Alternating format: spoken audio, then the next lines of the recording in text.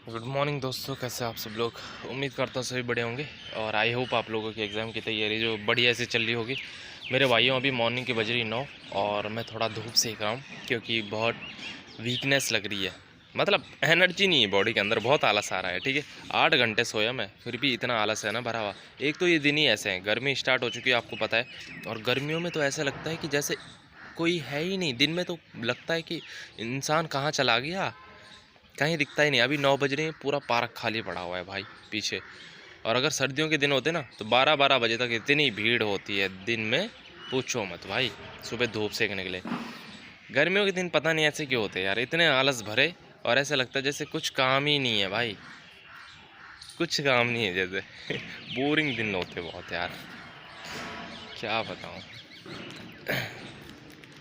चलो ठीक है, आपको कैसे लगते हैं गर्मियों के दिन ज़रूर बताना।